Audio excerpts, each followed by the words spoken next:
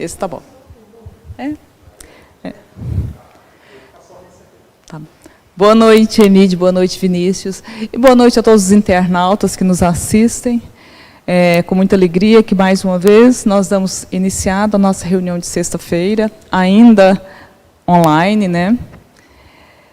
E agradecemos a todos esses irmãos que, ao longo desses meses, participaram conosco, que mandam as vibrações positivas para que nós possamos realizar essas reuniões.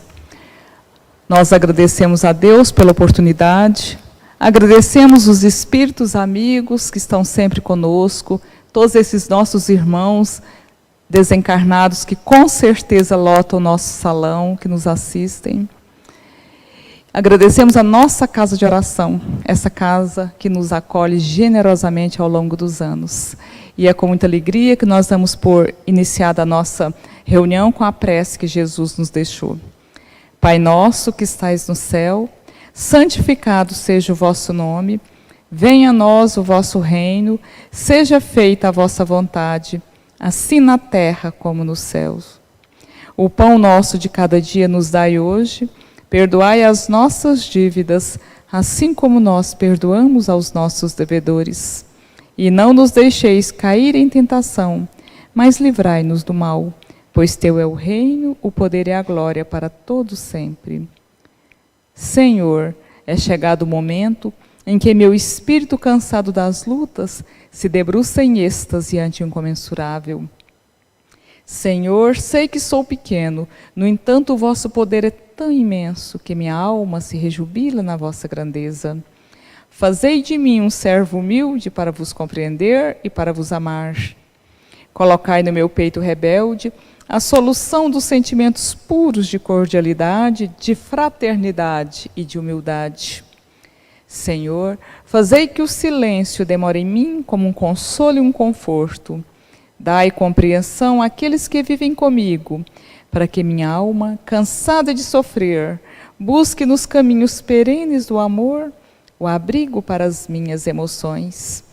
Senhor, sei que o mundo nada me oferece, porém levantai os meus sentimentos para que eu busque em vós, fonte perene de saber, a solução das minhas caminhadas pelas estradas batidas de incompreensões humanas, de lama e de holocausto.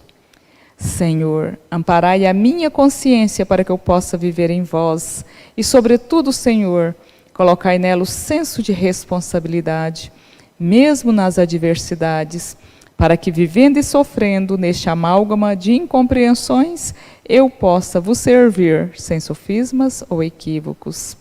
Senhor, que a vossa vontade se faça em mim, que a vossa vontade se faça em mim, Senhor, e que assim seja. Mestre amado Jesus, eis-nos aqui. Nós te agradecemos muito pela oportunidade que nos foi concedida. Te agradecemos, Senhor, pela semana que se encerra, pelo trabalho material, pelo trabalho espiritual que nos dá a sustentação que necessitamos. Te agradecemos por esta casa e te pedimos que a nossa querida irradiação continue sendo abençoada. Te rogamos bênçãos para todas as obras assistenciais, educativas, todos aqueles que trabalham, sejam voluntários, sejam trabalhadores, todos os assistidos, todos aqueles, Mestre, que aqui vêm, que a nossa querida casa continue a irradiar luzes não só para a nossa cidade, como para todo o nosso Brasil. Nós te pedimos, Senhor, que abençoe todos os necessitados, todos aqueles que se encontram nos leitos hospitalares, todos os que sofrem, que choram, todos, Mestre, que perderam entes amados, às vezes não se conformam, que choram e reclamam a presença deles aqui. Que todos esses irmãos sejam amparados, consolados e abençoados. E abençoe também, Mestre, todos os desencarnados, todos aqueles que retornaram vítimas da pandemia, que cada espírito seja recebido e amparado no plano espiritual. Te rogamos, Senhor, para todos os nossos irmãos que professam os mais diferentes credos religiosos, sejam católicos, protestantes, budistas, todos, Mestre, mas abençoai principalmente aqueles que ainda não despertaram para as verdades espirituais, todos esses irmãos que se dizem materialistas, mas que sofrem a falta de uma fé, de uma confiança e de uma certeza. Que esses irmãos sejam amparados. Abençoe nosso querido planeta, que vive momentos de dificuldade, que vive momentos de turbulência. Nós sabemos que isto é apenas passageiro, que de todo esse caos, de toda essa turbulência, com certeza passaremos para um mundo melhor. E para isso, Senhor, que nós possamos fazer a nossa parte. Cada um se empenhe em ser melhor, em fazer o melhor, para que a Terra seja realmente o planeta de regeneração. Abençoe o nosso querido Brasil, abençoe os nossos dirigentes e a nós, os dirigidos, para que tenhamos responsabilidade a fim de construirmos realmente a nossa pátria do Evangelho. E agradecidos por tudo, Mestre, agradecidos por essa espiritualidade que nos sustenta e que está conosco, é que nós damos prosseguimento à nossa prece falada, à prece cantada, o Juíno a Emmanuel.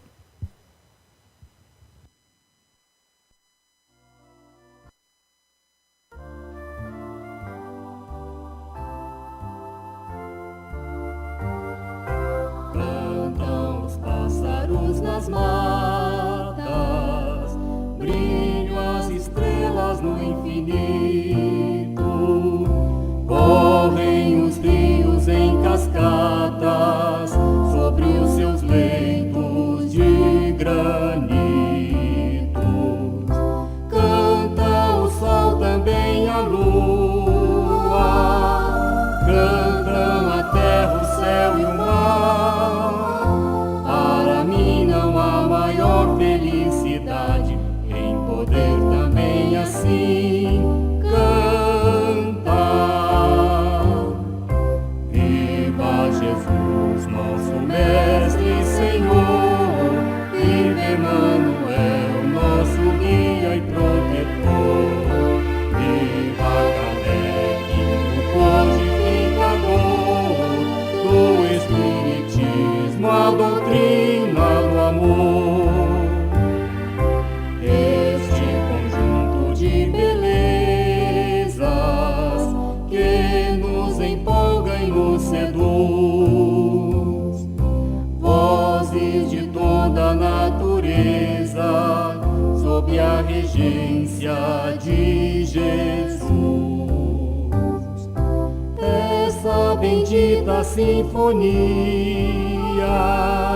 que exemplifica o amor, o universo vibra e canta noite e dia em louvor ao nosso Criador.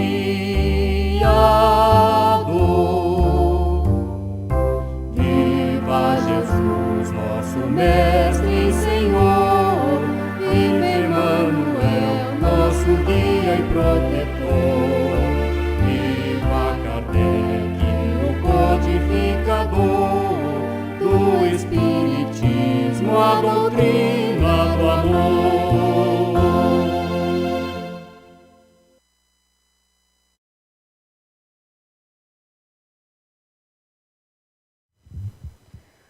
Vamos passar agora para o estudo do Livro dos Espíritos, né?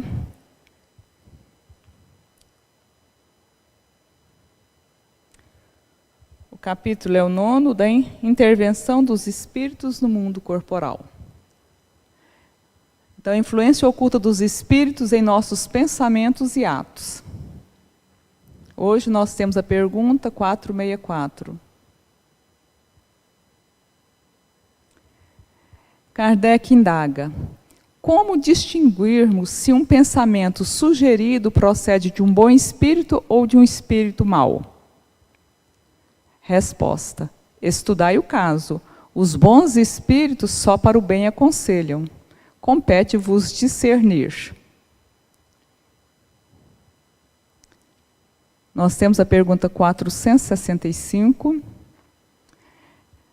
Kardec indaga: com que fim os espíritos imperfeitos nos induzem ao mal? E os espíritos respondem: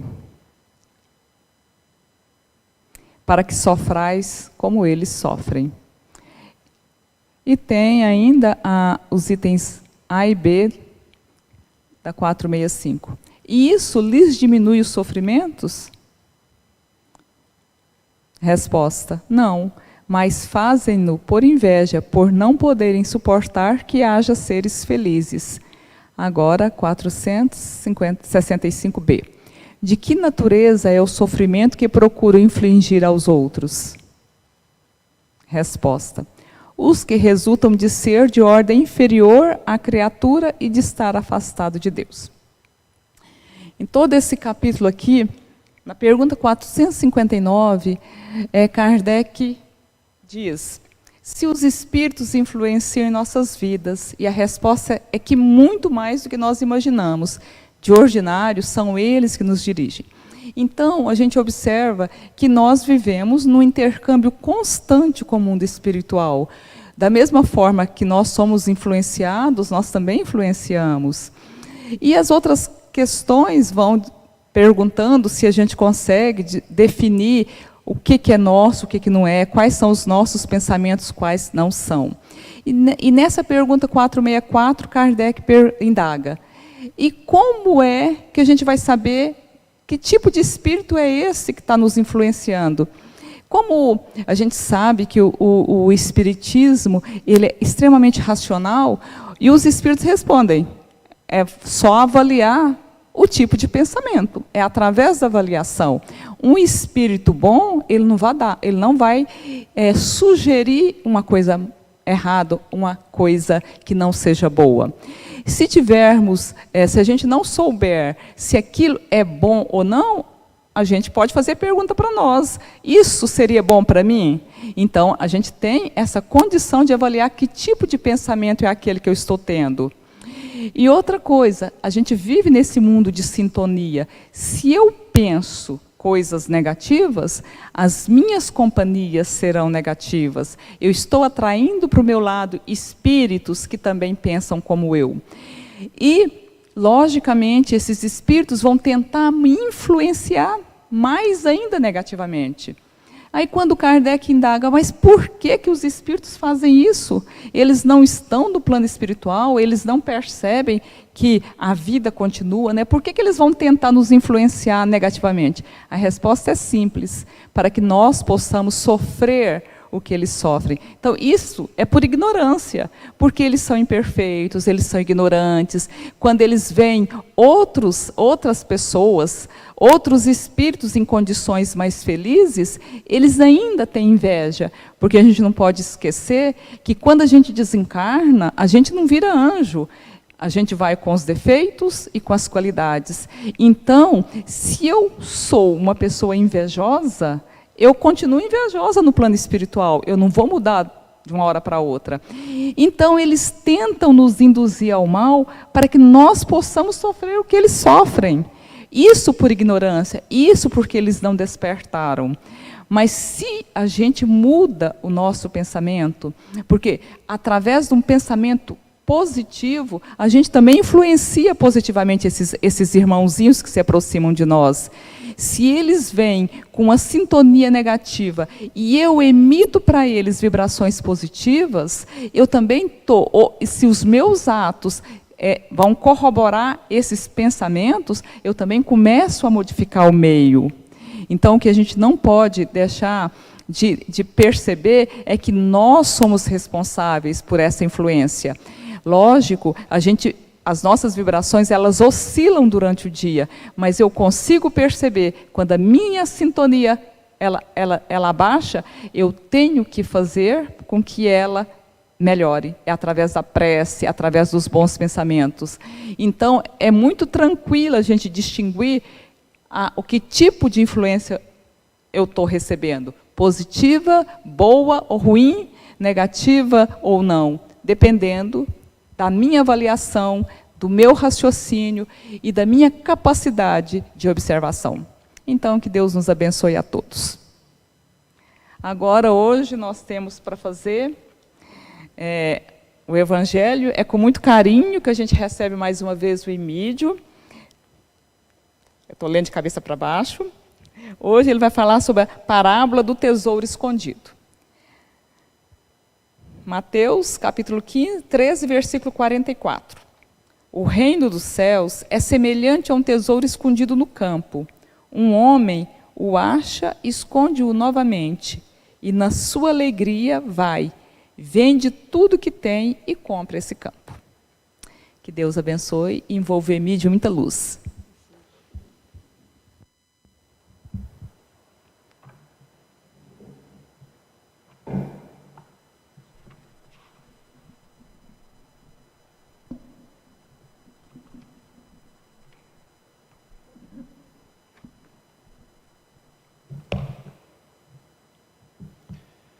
Meus irmãos, muita paz.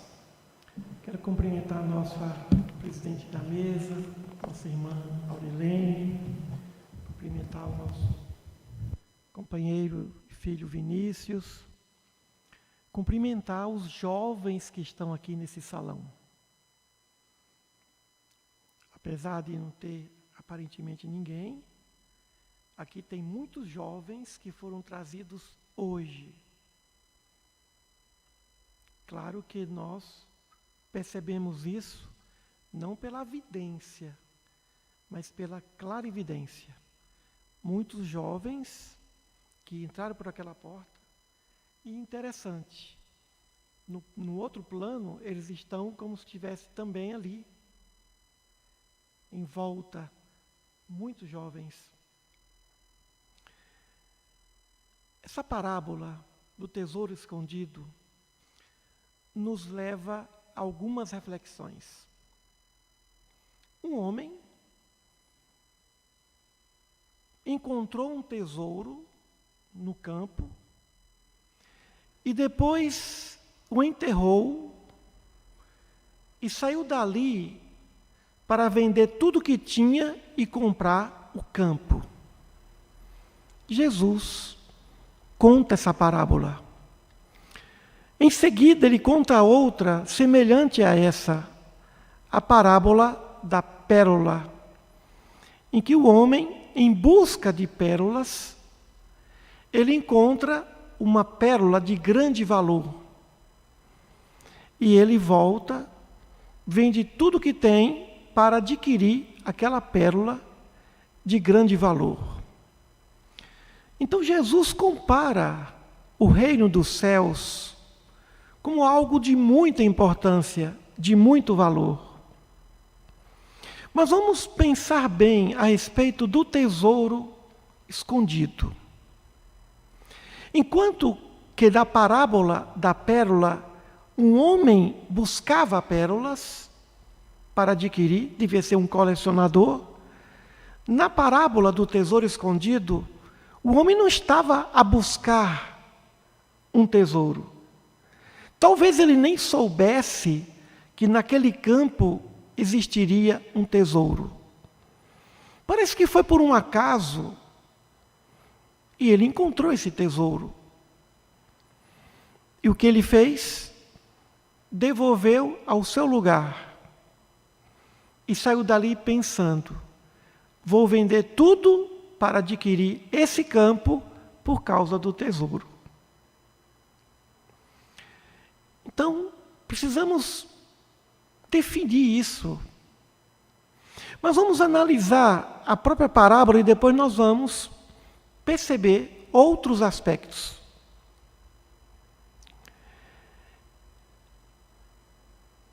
Por que o homem não pegou o tesouro e saiu dali com o tesouro às escondidas? Observemos que o homem devolveu o tesouro ao seu lugar. Não pensou em furtar o tesouro. Não pensou em roubar o tesouro. Ele pensou em comprar o campo. Mas se note também que ali o homem não comunicou ao dono do campo: ó, aqui tem um tesouro, cuide desse tesouro. Porque se ele fizesse isso, o dono do campo não iria vender, ou venderia o campo sem o tesouro. A questão é, o homem teria que sair dali e vender o seu patrimônio para comprar o tesouro, que valia muito mais do que o seu patrimônio. Portanto, compraria o tesouro de forma indireta, comprando o campo. Para que ele pudesse comprar o campo, ele teria que ter um patrimônio. Sem patrimônio, sem recursos, ele não poderia comprar o campo. Mas esse homem tinha recursos. Esse homem tinha um patrimônio. Ou seja, para adquirir o reino dos céus, essa grande virtude, que significa iluminação da consciência, significa paz consciencial, nós precisamos de alguns recursos, de algum patrimônio. Essa conquista não é graciosa. A gratuidade divina já aconteceu e acontece todos os dias. Deus nos deu a vida, mas a evolução não virá de forma gratuita. A evolução exigirá esforço. A graça de Deus consiste em existirmos destinados à perfeição, ou seja, à felicidade espiritual, felicidade eterna. Mas a evolução não é gratuita. A evolução do espírito não acontece pela graça de Deus. Acontece diante dos esforços e do respeito às suas leis. Ninguém evolui de forma gratuita, graciosa. A evolução virá de forma justa. A misericórdia divina, a generosidade de Deus já aconteceu em nos dar inúmeras oportunidades para evoluirmos. As inúmeras oportunidades que o Pai nos oferece por intermédio de suas leis, especialmente a lei do progresso, a lei do amor, de justiça. Mas não basta só isso. A evolução exige esforço. E a lei natural determina o esforço. Por isso que Jesus falou em porta estreita. O esforço. E por isso que diante do jovem rico, que fazia tudo o que um homem de bem deve fazer, e que encontrou um tesouro que foi Jesus, e disse: Senhor, desde muito jovem, mais ainda, que eu faço, que eu pratico tudo que a lei divina propõe. Cumpro todos os mandamentos. O que me falta? E Jesus lhes respondeu: vá, se queres ser perfeito, vende tudo que tem, distribui para os pobres, e depois vem e me segue. O jovem ficou triste. Isso é duro. Esse mandamento eu não conhecia. O mandamento do desapego. E aquele jovem, ao sair dali triste, porque não se dispôs a vender tudo para adquirir o tesouro, ou seja, o campo do tesouro, depois que saiu, Jesus disse: é muito difícil um rico entrar no reino dos céus. É mais fácil um camelo passar por uma agulha do que um rico entrar no reino dos céus, ou seja, do que uma pessoa ainda apegada às coisas materiais. Parece que nesse momento Jesus fala o desapego. Para que o homem saia dali, venda tudo que tem para buscar o campo, comprar o campo, ele terá de se desapegar dos seus bens por causa do tesouro. Mas nem sempre fazemos isso. Muitas vezes queremos assaltar o dono do campo. Queremos adquirir o tesouro de forma desonesta. Muitas vezes carregamos o tesouro sem qualquer renúncia. E queremos o tesouro sem renunciar a nada, sem qualquer tipo de sacrifício. Ao longo de muitos séculos, temos sido os assaltantes desse tesouro. E Jesus combateu os salteadores de tesouros, que são aqueles que ele chamava de hipócritas,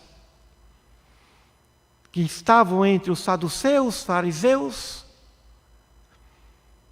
que carregam de forma ilícita, que demonstram virtudes que não têm, que usam das aparências para demonstrar uma superioridade espiritual que não possui. E Jesus falou sobre eles, sobre aqueles que jejuam para demonstrar que estão a jejuar, aqueles que oram em praças públicas para demonstrar que têm fé. Ou seja, aqueles que praticam atitudes para demonstrar, e não porque verdadeiramente são. E ele combateu isso. Não saiba a vossa mão de esquerda o que a direita faz. E combateu, naquela parábola do publicano, aquele fariseu que orava se sentindo superior. Então, muita gente, e muitos de nós, ao longo da vida, não nos expomos a colocar o tesouro no seu devido lugar. E de forma lícita, de forma justa, adquirir o campo. Muitas vezes nós queremos os aplausos, os elogios, uma colheita de uma semeadura que não ocorreu. Homenagens indevidas, considerações descabidas diante de um mérito que não existe. E nos viciamos nisso, nas glórias mundanas e diante do próprio materialismo ou do mundanismo. Como se encontram os nossos patrimônios? Estamos dispostos a vendermos os patrimônios para adquirirmos esse tesouro? E que tipo de patrimônio venderíamos, renunciaríamos? E aí nos lembramos da terceira tentação de Jesus, quando ele foi convidado a se curvar diante do tentador, para que ele pudesse adquirir o mundo, suas riquezas, a fama e todo o poder que o mundo pode oferecer. Quais são os patrimônios que nós temos para merecermos o tesouro da ventura de uma consciência feliz? Que patrimônio possuímos? Precisamos de alguns patrimônios. Não no sentido de vendê-los, não no sentido de renunciá-los, mas no sentido de colocar cada patrimônio desse, ou de colocarmos cada patrimônio a serviço de um tesouro maior. Por exemplo, a gratidão. A gratidão é uma grande virtude. É uma virtude que sem a qual não será possível adquirirmos o reino dos céus. Que o próprio Mestre disse, está dentro de vós. Nós somos o campo, ou os campos, e o tesouro escondido está na intimidade da consciência, quase sempre ultrajada, vilipendiada, anestesiada pelo imediatismo que nos acompanha. Necessitamos, então, não só da gratidão, mas da organização. Uma vida organizada, tanto no lado material quanto no lado moral. Não adianta colocarmos uma oferenda diante do altar, como disse Jesus, se ainda precisamos reconciliar com o adversário. Da reconciliação. A reconciliação é a venda de um patrimônio. O espírito de renúncia é outro patrimônio. O espírito de sacrifício, de disciplina, são patrimônios fundamentais para que possamos desterrar o tesouro e tomar posse desse tesouro para sempre. Mas quem não tiver as virtudes menores, não poderão adquirir as virtudes maiores do amor incondicional, da compaixão predominante, da misericórdia sem condições, do amor universal. Em que nível estamos? Ainda em busca de pérolas? Provavelmente não. Nós sabemos o que é o tesouro. Nós sabemos o que significa o tesouro. Mas nem sempre temos o patrimônio para vender e adquirir condições de comprar o campo e sermos os donos do tesouro. Não temos o tesouro da consciência feliz, porque nós somos ainda ingratos. Nós somos insaciáveis em nossos apegos, desejos, ambições.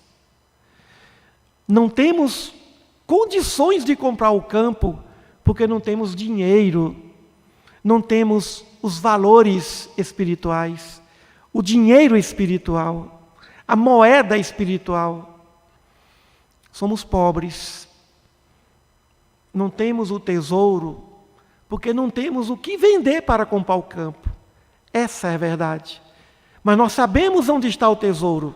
Descobrimos. E muitas vezes, não porque nós estávamos à caça do tesouro.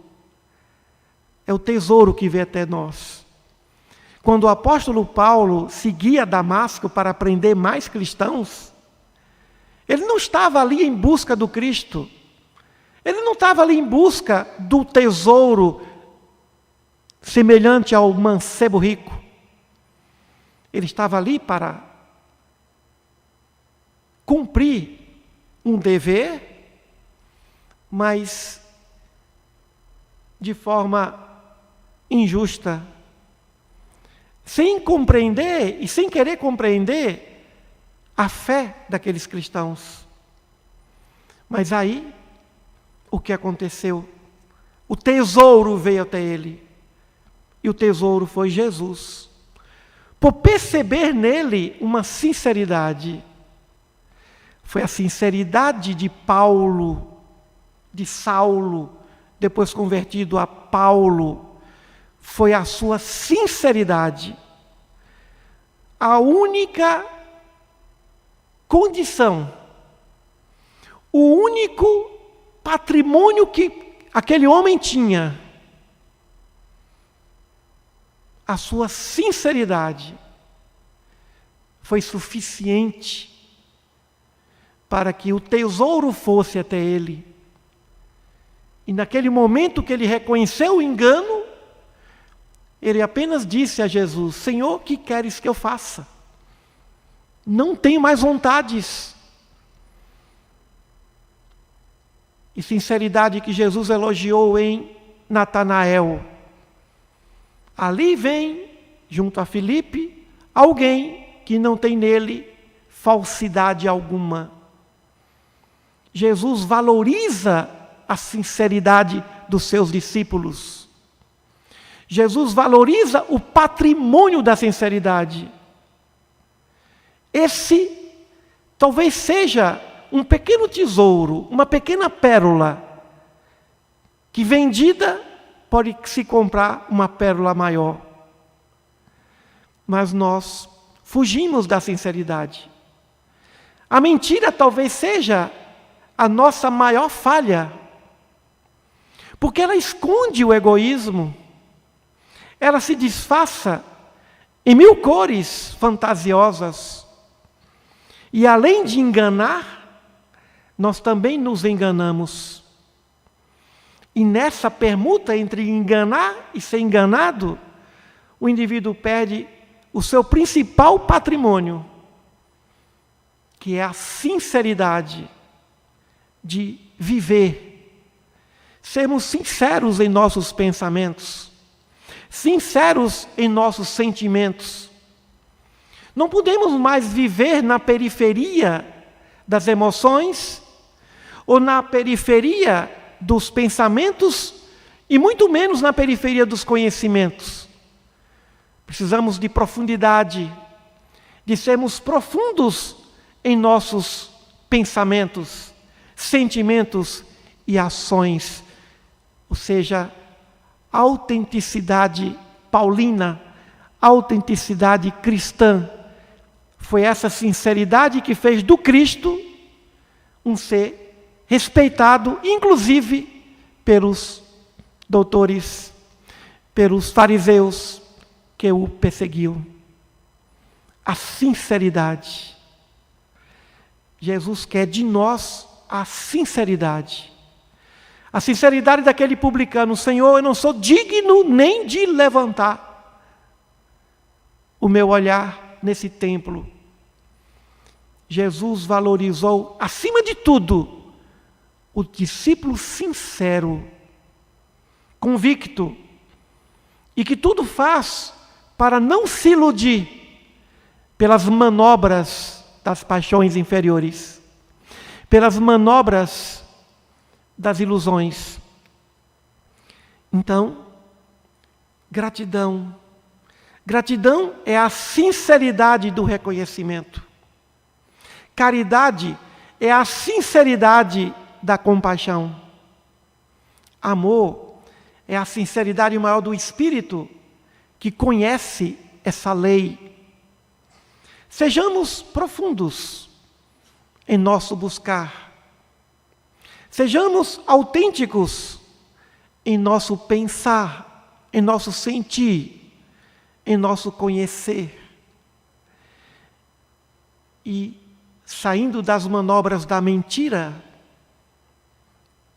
mãe de todos os males, porque o egoísmo nada mais é do que mais uma mentira do ego, que se vangloria daquilo que não tem, que é o mérito.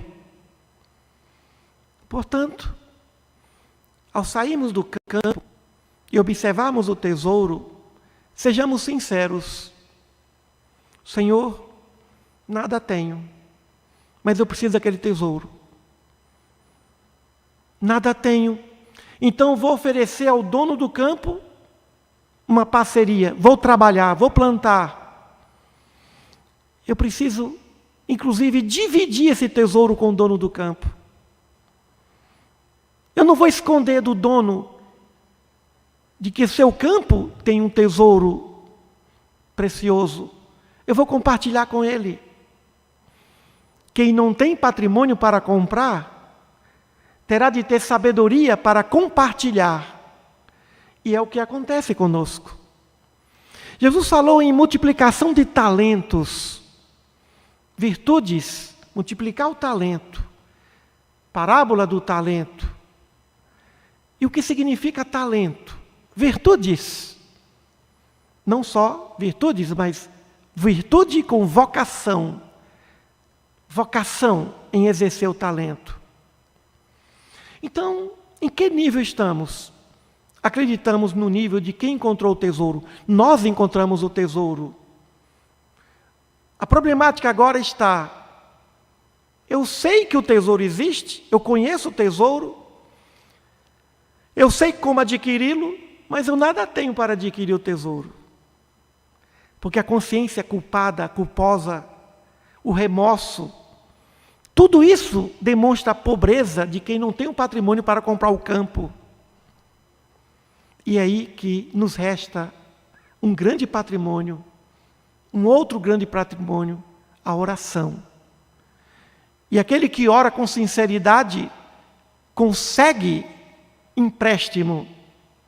Senhor, eu não tenho patrimônio para comprar o campo, mas eu quero que o Senhor me conceda uma oportunidade, um empréstimo.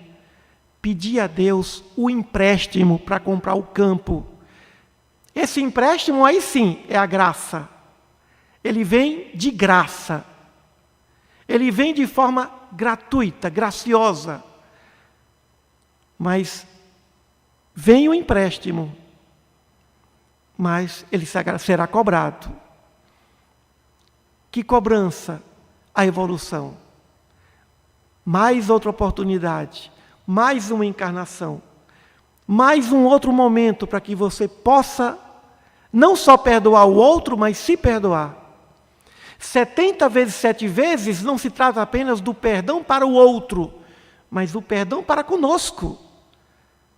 Aprendamos que o perdão deve ser praticado inicialmente conosco, 70 vezes 7 vezes, ou seja, de forma constante, a cada dia. Um outro processo de patrimônio é o autoconhecimento. Fazer o que Santo Agostinho fazia. E ele relata e nos revela o grande Santo Agostinho,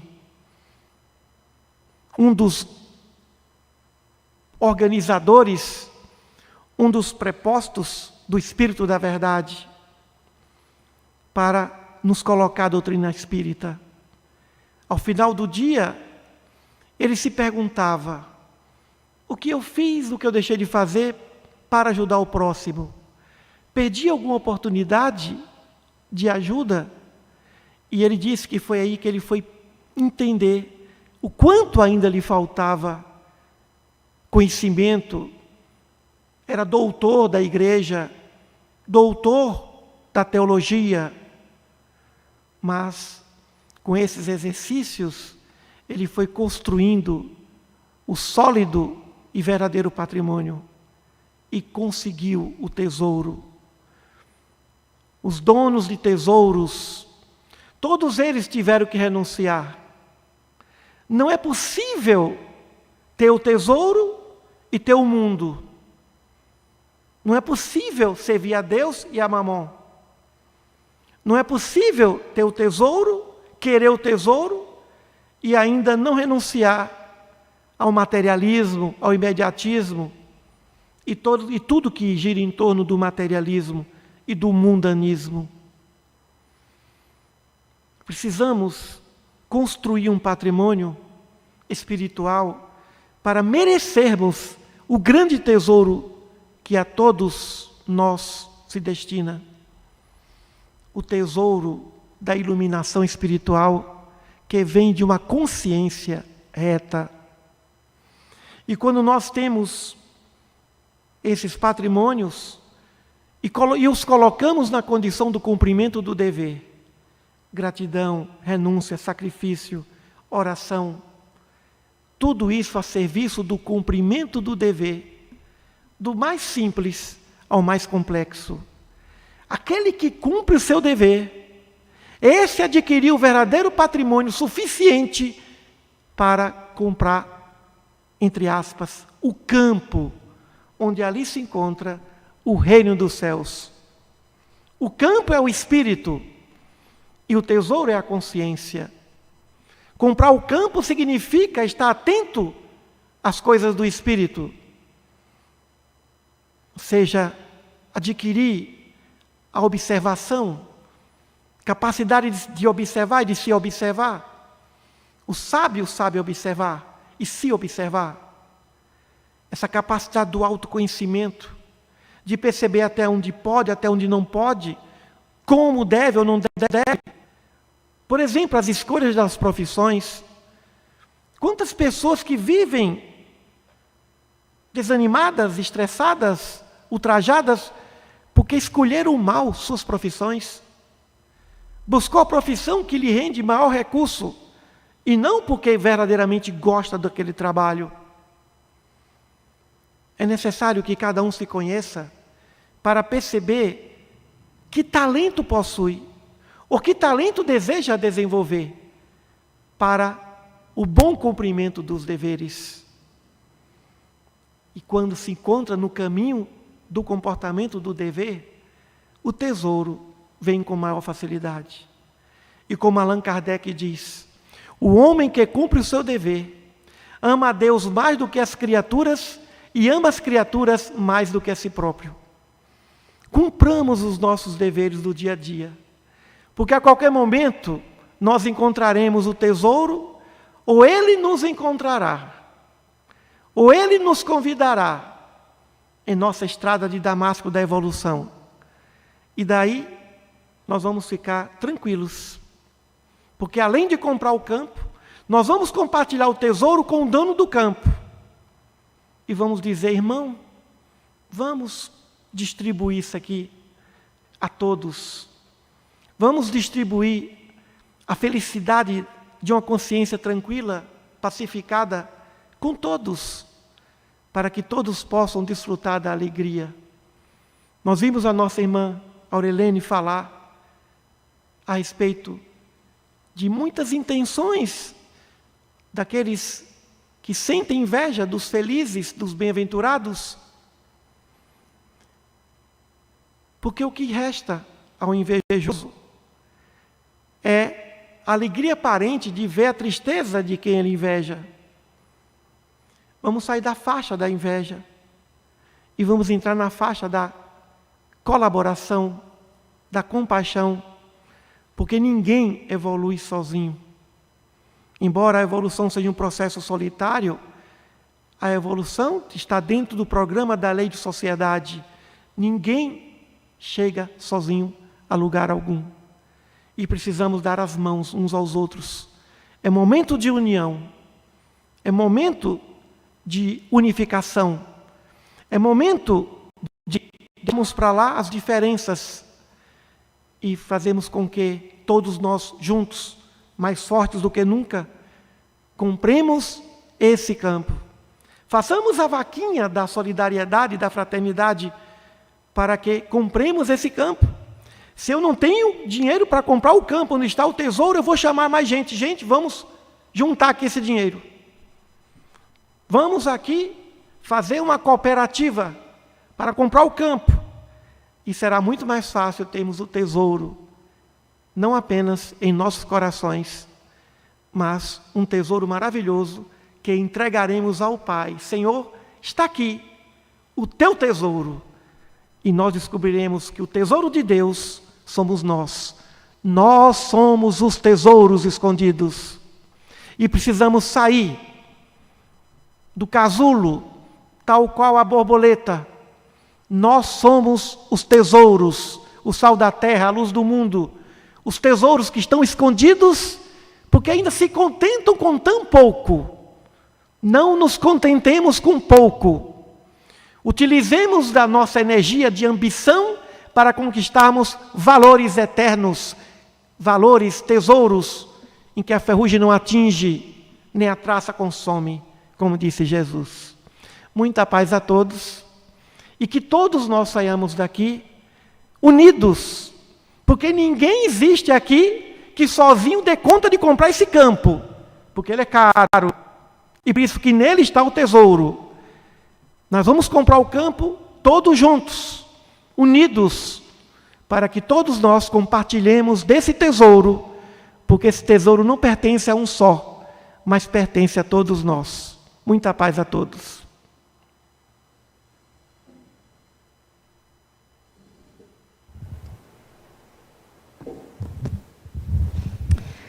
Nossa gratidão ao Emídio.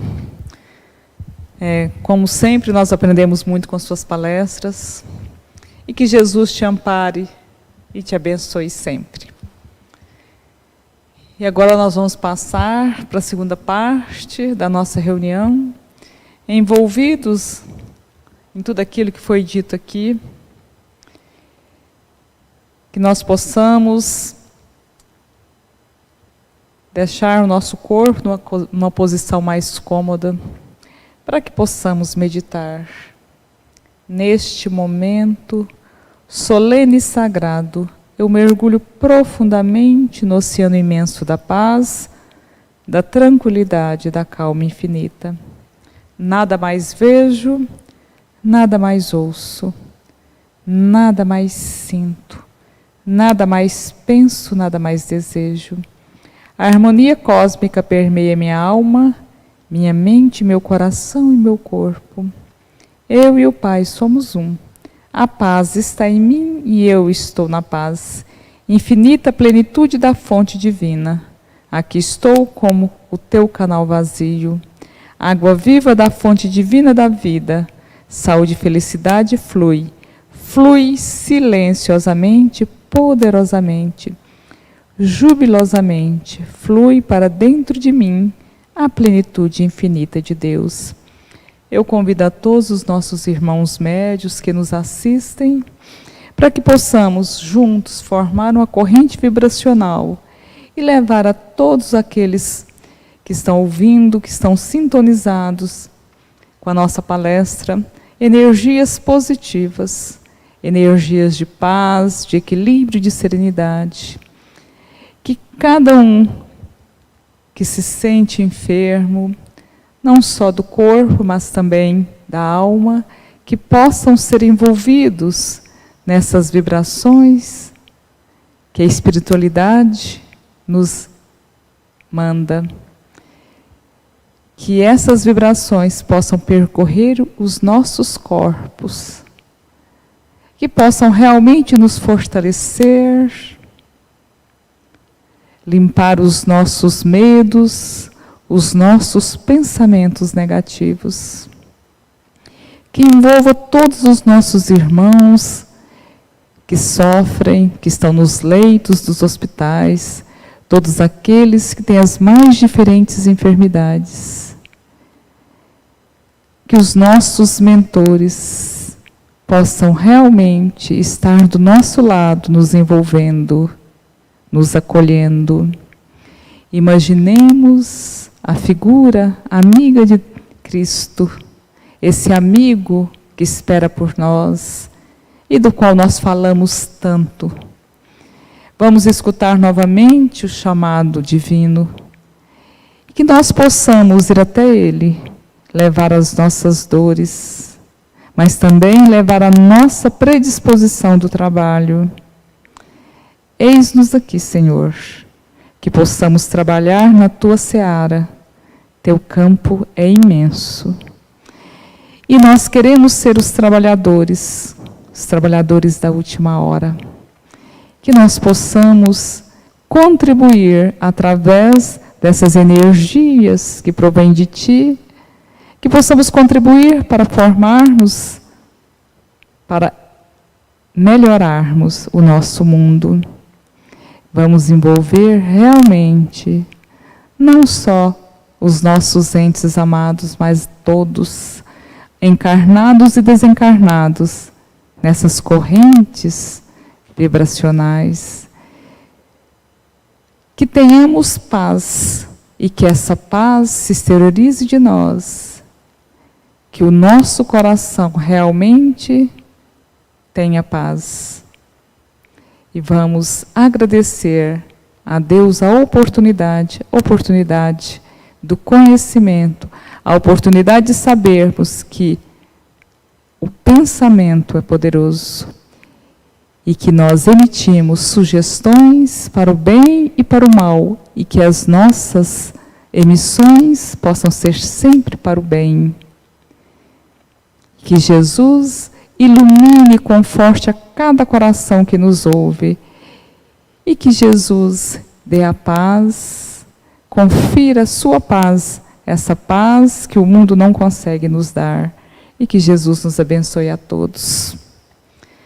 Aprendamos mais uma vez com Pastorino. no capítulo 185. Já pensou em agradecer a Deus pelo ar que respira desde que nasceu, sem que jamais lhe tenha faltado? O ar está sempre à sua disposição de graça. Agradeça também a água que o dessedenta, o sol que ilumina o seu dia, dando-lhe oportunidade de trabalhar, a noite que lhe proporciona o repouso, a saúde, a alegria e os amigos. O agradecimento é uma obrigação que jamais devemos esquecer.